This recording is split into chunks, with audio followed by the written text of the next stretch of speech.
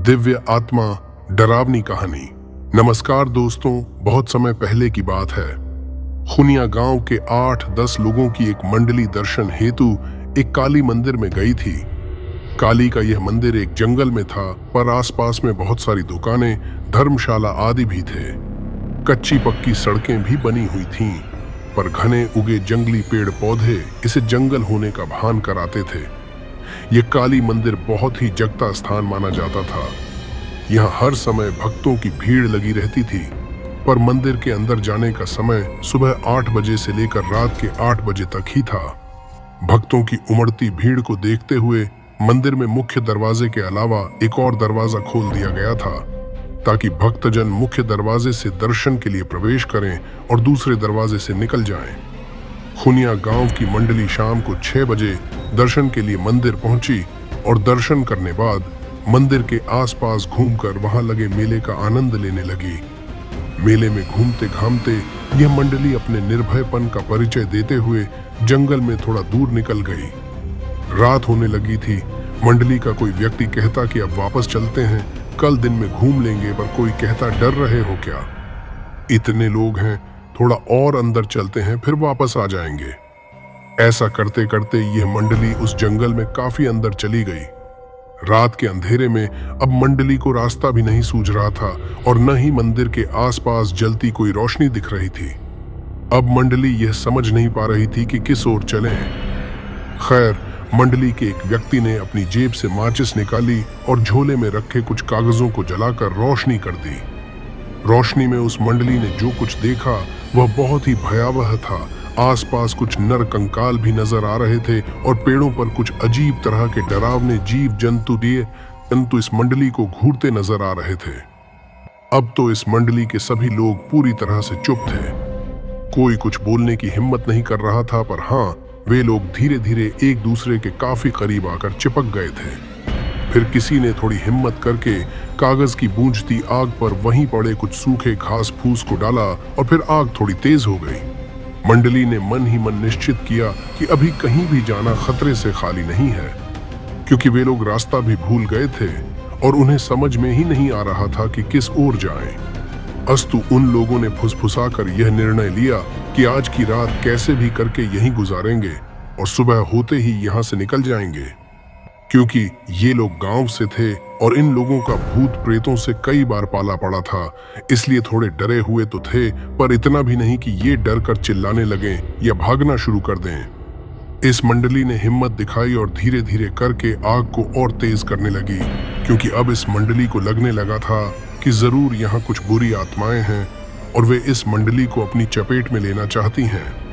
पर वहां की आबोहवा देखकर यह मंडली पूरी तरह से डर गई थी और अंदर से पसीने पसीने भी हो गई थी, पर इस डर को चेहरे पर नहीं लाना चाहती थी, क्योंकि इनको पता था कि डरे तो मरे और डरे हुए लोगों पर यह बुरी आत्माएं और भी असर करती हैं। मंडली के कुछ लोग एक दूसरे का हाथ कसकर पकड़ लिए थे और पूरी तरह से सतर्क थे।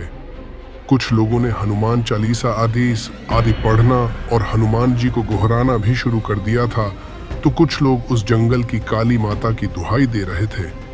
अचानक एक भयानक आत्मा उनके सामने प्रकट हो गई और रौद्र रूप में अट्टहास करने लगी। उस समय का माहौल और भी भयानक हो गया, जिससे सुनने के बाद आपको डर तो लगेगा ही, साथ में कहानी सुनने का भी मजा आएगा।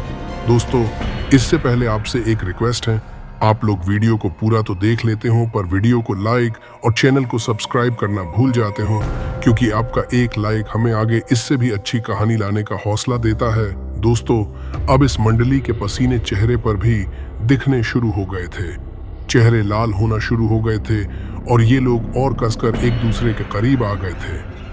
अभी वह रौद्र आत्मा अट्टहास करके पूरे वातावरण को और भी भयानक बनाए, तभी वहां कुछ और भयानक आत्माएं आ गईं। अब तो इस मंडली की सिट्टी पिट्टी गुम। अब इन लोगों को अपना काल अपने सामने दिख रहा था। अब वहां एक नहीं, लगभग 5-6 आत्माएं आ गई थीं और अपनी अजीब हरकतों से माहौल को पूरी तरह भयानक बनाकर रख दी थी। मंडली के एक व्यक्ति ने हिम्मत करके कहा कि अगर मरना ही है तो इनका सामना करके मरेंगे। जिसके पास भी चाकू आदि हैं, निकाल लो, डंडे आदि उठा लो और इनका सामना करो। दरअसल उस समय लोग अपनी जेब में छोटा सा चाकू आदि भी रखते थे और कुछ लोग बराबर लाठी लिए रहते थे। इस मंडली के 2 लोगों के पास भी लाठी और 3 के पास चाकू थे। अब सब पूरी तरह से मुकाबला करने के लिए तैयार हो गए थे, पर शायद इन्हें लड़ने की नौबत नहीं आई। हुआ यूं कि जैसे ही एक भयानक आत्मा ने इन पर हमला किया, उसका सिर कटकर अलग गिर गया और वह बिना सिर के ही खूब तेज भागी तथा उसका सिर भी भाग निकला। अब माहौल एकदम से भयानक रणमय हो गया था, क्योंकि एक गौरवर्णीय व्यक्ति जो कोई साधु जैसा दिखता था और केवल धोती पहने हुआ था, हाथ में तलवार लिए इन बुरी आत्माओं को काटे जा रहा था।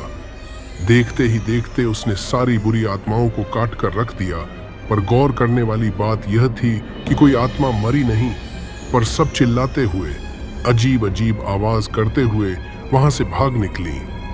अब यह मंडली उस सज्जन महात्मा के पैरों पर गिर गई थी और उन्हें धन्यवाद दे रही थी। इस मंडली को उस गौरवर्णीय पराक्रमी महात्मा ने अपने पीछे आने का इशारा करके आगे बढ़ने लगे। लगभग 10 मिनट चलने के बाद यह मंडली एक कुटिया के पास पहुंच चुकी थी। वहां डर का कोई नामो निशान नहीं था। उस महात्मा ने इन लोगों को कुटिया के अंदर आने का इशारा किया। कुटिया में पहुंचकर इन लोगों ने अपना झोरा झंडा रखा और चैन की सांस ली। फिर बाबा ने इशारे से ही इन्हें खाने के लिए पंगत में बैठा दिया। कुटिया के अंदर से एक दूसरे महात्मा निकले और उन्होंने किसी पेड़ के पत्ते को पत्तल के रूप में इन लोगों के आगे रख दिया। फिर क्या था, उस महात्मा ने उस पत्तल पर कुछ अलग अलग पेड़ों के पत्ते रखे।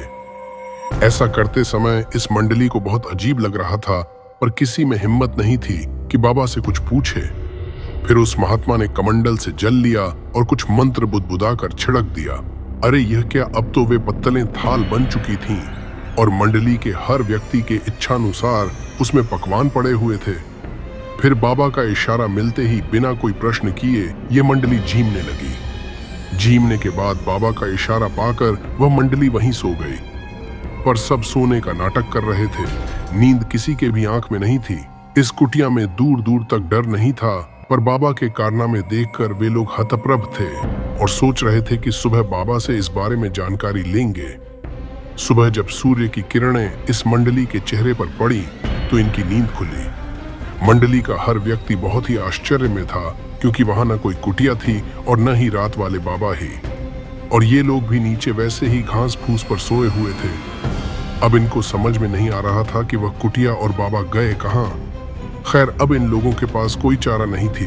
थोड़ा बहुत इधर इधर छानबीन करने के बाद इनको रास्ता भी मिल गया और ये लोग मेले में वापस आ गए। मेले में वापस आने के बाद ये लोग काली माता के पुजारी से मिलकर सारी घटना बताए। पुजारी बाबा ने एक लंबी सांस छोड़ते हुए कहा कि वह दिव्य आत्मा है जो इस जंगल में रहती है। वह केवल रात में ही, और वह भी भूले भटके लोगों को ही नजर आती है और उन्हें रात में आश्रय प्रदान करके फिर पता नहीं कहां गायब हो जाती है। उस पुजारी बाबा ने बताया कि ऐसी घटनाएं उन्हें काफी श्रद्धालु सुना चुके हैं। इतना ही नहीं, उन्होंने कई बार दिन के उजाले में 9-10 लोगों के साथ इस जंगल का कोना कोना छान मारा है, पर कभी भी न वे महात्मा मिले और न ही ऐसी कोई कुटिया ही दिखी। खैर, यह मंडली तो कुछ और ही करना चाहती थी। इस मंडली ने फिर हिम्मत करके रात को जंगल में निकल गई। मंडली चाहती थी कि उन्हें बुरी आत्माएं सताएं और बाबा फिर आकर उनकी रक्षा करें। इसी बहाने यह मंडली यह चाहती थी कि बाबा के दिखते ही उनके पैरों पर गिरकर कुछ रहस्यों के बारे में जानकारी ली जाएगी। बाबा से हाथ जोड़कर प्रार्थना किया जाएगा कि वे कुछ अनसुलझे प्रश्नों का उत्तर दें। पर यह क्या, अब भी यह लोग जंगल में कुछ दूर ही आगे बढ़े थे कि जो बाबा रात को पत्तल लाकर रखे थे वे दिख गए और बोले, तुम लोगों के मन मस्तिष्क में क्या चल रहा है मुझे पता है, पर ऐसी भूल मत करो। कुछ चीजों को रहस्य ही रहने दो, और सबसे अहम बात, हम और हमारे वे गुरुजी इस जंगल में इसी माता के दर्शन के लिए आए थे, पर रात को जंगल में कुछ डाकुओं ने हमारी हत्या कर दी थी। फिर हम कभी इस जंगल को छोड़कर नहीं गए और रात भर जागकर श्रद्धालुओं को डाकुओं और बुरी आत्माओं से बचाते रहते हैं। दोस्तों, वीडियो पसंद आई हो तो वीडियो को जरूर लाइक करें और ऐसे ही वीडियो देखने के लिए हमारे चैनल को सब्सक्राइब कर ले, ताकि ऐसे ही शानदार वीडियो पहले आपके पास पहुंचे। धन्यवाद।